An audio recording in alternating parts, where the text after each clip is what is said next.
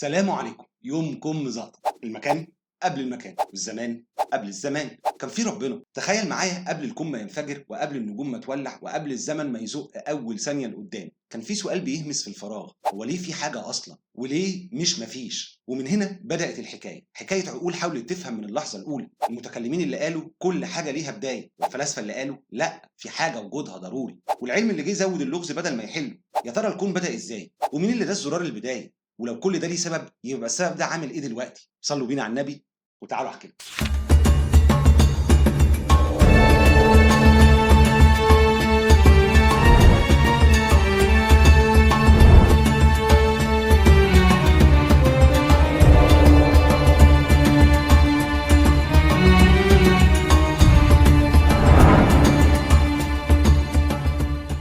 تعالى نبدأ من السؤال اللي دايما بيتكرر: هو ليه نؤمن إن في إله أصلا؟ سؤال بسيط جدا بس جواه نار من الجدل. المتكلمين زي الأشاعرة والماتريدية قرروا يجاوبوا عليه بالعقل والمنطق مش بالنقل أو بالنصوص. قالوا الإيمان مش بس شعور، ده بناء منطقي لازم يقف على رجله.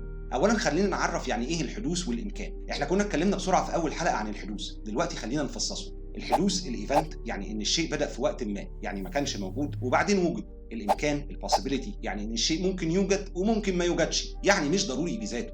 المتكلمين قالوا كل اللي حوالينا من نجوم وذرات وبشر وحتى الوقت نفسه، كل ده حادث لانه بدا بعد ما كانش، وطالما بدا لازم ليه محدث. مش ممكن كل حاجه تبقى حدث ومفيش سبب اول. طب ما يمكن الكون خلق نفسه؟ ده السؤال الساخر اللي بيقوله الملحد العصري بابتسامه الواثق. هو ليه محتاج خالق؟ ما يمكن الماده كانت دايما موجوده. الجواب عند المتكلمين بسيط جدا وساخر برضه. يعني شيء ما كانش موجود قرر فجاه يخلق نفسه؟ ده زي واحد بيقول انا ولدت نفسي. المستحيل المنطقي بعينه. اللي بيبدا في الوجود لازم يكون له سبب خارج عنه، ولو كل حاجه محتاجه سبب يبقى لازم في الاخر نوصل لسبب ملوش سبب، وده اللي سموه الواجب الوجود. هنوصل له كمان شويه. بس العلم بيقول الكون بدا بانفجار عظيم مش بخالق. وهنا بيجي الرد العبقري بتاع المتكلمين: جميل جدا، الانفجار العظيم نفسه حادث، بدا من نقطه، يعني ليه بدايه، بالتالي لازم له مسبب. العلم اثبت الحدوث، والعقل بيكمل ويقول طالما حدث لازم له محدث. يعني بعد ما تصدق النظريه العلميه مش هتهرب من السؤال الفلسفي: مين اللي خلى البدايه دي تحصل؟ طب والماده والطاقه مش بتفنى ولا بتستحدث؟ المتكلمين كانوا اذكى من كده بكتير. قالوا ممكن الطاقه ما تفناش لكن بتغير حالتها، يعني برضه مش واجبه الوجود. الممكن هيفضل محتاج للي يديره. حتى قوانين الفيزياء نفسها حادثه لانها اتكونت بعد ما الكون بدا. الجميل في برهان الحدوث والامكان انه مش مجرد معادله فلسفيه، ده كمان بيوصلنا لاحساس عميق بالدهشه. يعني لما تبص حواليك وتشوف كل حاجه متغيره وفانيه وناقصه، تبدا تسال فين الثابت وسط كل ده؟ وهي دي اللحظه اللي بيتولد فيها الايمان العقلي، لانك بتكتشف ان ورا كل التغييرات في الوجود في موجد لا يتغير. لكن لحظه، في ثغره. في فلاسفه زي ابن سينا والفارابي قالوا البرهان ده جميل بس ناقص حاجه. قالوا المتكلمين بيقولوا كل حادث ليه محدث، بس ما بيوضحوش طبيعه الوجود نفسه. يعني ايه واجب ويعني ايه ممكن، وليه اصلا لازم نقف عند اول سبب ونقول هو الله. وردهم كان فلسفي اكتر. قالوا انه في فرق بين شيء وجوده ضروري بنفسه وشيء وجوده محتاج لغيره. والخلاصه برهان الحدوث والامكان هو جسر بين الايمان والعقل، بيبدا من الملاحظه ان كل شيء بدا، كل شيء ممكن، وكل شيء ناقص، وبيوصلك للاستنتاج الطبيعي. يبقى لازم في كامل واحد، واجب واحد، قديم ملوش بدايه، وده هو اللي احنا بنسميه الله. وبعد ما المتكلمين استخدموا المنطق لاثبات وجود الله، زي ما قلنا الفلاسفه قرروا يدخلوا على الخط، بس بعقل اعمق ومنهج ادق. هيقولوا لك مش كفايه تقول لي انه في محدث، لازم نفهم طبيعه الوجود نفسه. وهنا بيظهر ابن سينا والفارابي بعقولهم اللي جمعت بين الفلسفه والروح. تعالوا ندخل في واحدة من أجمل المحطات الفلسفية اللي حصلت في تاريخ الفكر الإسلامي، المحطة اللي فيها العقل وقف قدام نفسه وسأل: هو أنا قادر أفهم الوجود كله لوحدي ولا لازم أستسلم في الآخر لحاجة أكبر مني؟ خلينا نبدأ بالسؤال اللي حير الفلاسفة من أول ما بدأوا يفكروا: هو ليه في حاجة بدل ما يكون فيه ولا حاجة؟ سؤال بسيط بس فيه مفتاح كل الفلسفة. ابن سينا والفارابي قالوا علشان نجاوب لازم نقسم الوجود نفسه 3 أنواع: واجب الوجود النسيسري بينج، موجود بنفسه ما ينفعش ما يكونش، ممكن الوجود البوسيبل بينج، ممكن يوجد وممكن ما يوجدش، ومستحيل الوجود الامبوسيبل بينج، لا يمكن يوجد اطلاقا، زي مربع مدور او دايره مربعه. طب يعني ايه الكلام ده بالعقل كده؟ الفارابي قال بص حواليك، كل حاجه محتاجه سبب، كل معلول له عله. وابن سينا زود وقال بس يا جماعه لو كل حاجه محتاجه سبب فالسلسله دي لازم تنتهي بحاجه وجودها مش معتمد على حاجه ثانيه.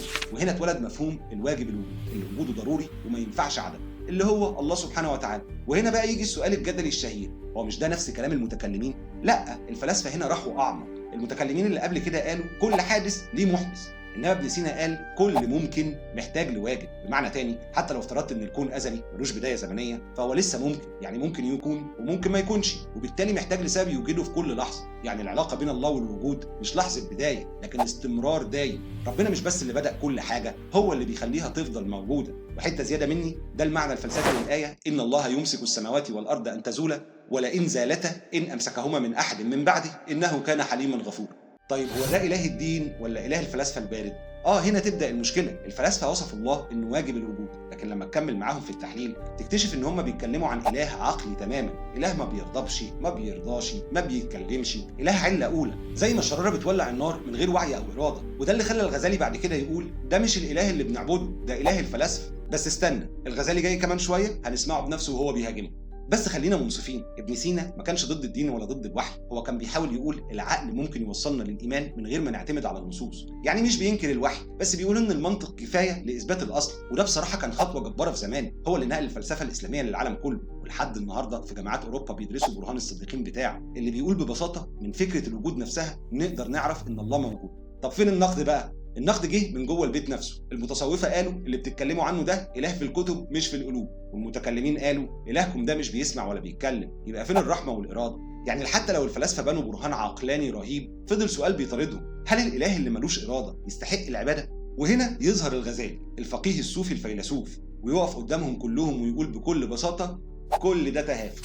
تخيل معايا المشهد: قاع من قاعات بغداد في القرن الخامس الهجري، مجموعه من تلامذه الفلسفه قاعدين يناقشوا كلام ابن سينا والفارابي. واحد بيقول الوجود كله صادر عن العله الاولى، والتاني يرد الله لا يختار لان ارادته معناها تغيير، والتغيير لا يليق به. وفجاه يدخل الامام ابو حامد الغزالي بعقله السير ويبص عليهم ويقول ده تغير العالم لا يكون الا بارادته، ازاي يبقى اله لا يختار؟ الغزالي كان فقيه واصولي، لكنه درس الفلسفه بنفسه لغايه ما اتقنها، وبعدين كتب اعظم كتاب نقدي في تاريخ الفكر الاسلامي: تهافت الفلاسفه. في الكتاب ده ما كانش الغزالي بيهاجم العقل كاداه، هو كان بيهاجم فكره ان العقل لوحده كفايه لمعرفه الله. ابن سينا كان شايف ان الله هو العله الاولى، يعني زي الشمس اللي يخرج منها الضوء بشكل طبيعي، مش لانها اختارت تطلع النور، لكن لان النور ضروري يخرج لمجرد وجودها. الغزالي قال له بس كده انت حولت الاله لقانون، لحاجه بتشتغل بدون قصد، بدون محبه ولا اختيار. وقال كمان ان الله فاعل بالاراده لا بالطبيعه، وده الفرق اللي قلب الفكر الاسلامي كله، لان اله الاراده هو اللي بيخلق متى شاء وكيف شاء، هو اللي يحيي ويميت، اللي يسمع دعاء عبده ويغفر له اذا تاب. اما اله العله فهو مجرد خالق جامد ما يعرفش لا الرحمه ولا الغفران. الجميل ان الغزالي ما كانش ضد العلم، هو كان شايف ان الكون منظم فعلا، لكن النظام ده دليل على اراده منظم، مش مجرد صدفه ميكانيكيه. قال في المنقذ من الضلال ان انتظام العالم ليس ذاتيا فيه، بل هو جريان لاراده الخالق فيه. بالمعنى الحديث الغزالي كان بيقول ان كل قانون طبيعي هو عاده خلقيه الهيه، لو شاء الله يوقفها في اي لحظه. الغزالي نفسه عاش ازمه روحيه ضخمه بين الفقه والكلام والفلسفه والتصوف، وفي النهايه قال: طلبت اليقين بالعقل فما وجدته، حتى اشرق الله على قلبي بنور من عنده. وده التحول اللي خلى فكره يمهد الطريق لتوازن جديد، العقل في خدمه الايمان مش بديل عنه.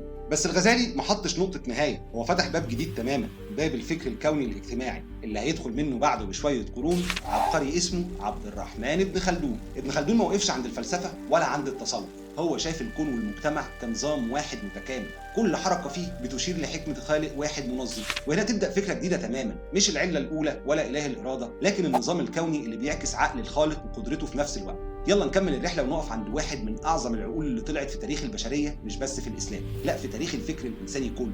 راجل لو كان اتولد في اوروبا كانوا حطوه جنب نيوتن وديكارت وداروين في المناهج، بس هو مصري تونسي عربي اسمه عبد الرحمن بن خلدون. ابن خلدون الراجل اللي كان بيشوف التاريخ مش كحكايات ملوك لكن كعلم، زي ما الفيزيائي يدرس الكواكب هو درس المجتمعات. وقال كلمته الخالده: التاريخ في ظاهره لا يزيد على الاخبار، وفي باطنه نظر وتحقيق. يعني ببساطه ورا كل حدث في نظام، ورا كل نظام في حكمه، ورا كل حكمه في خالق واحد.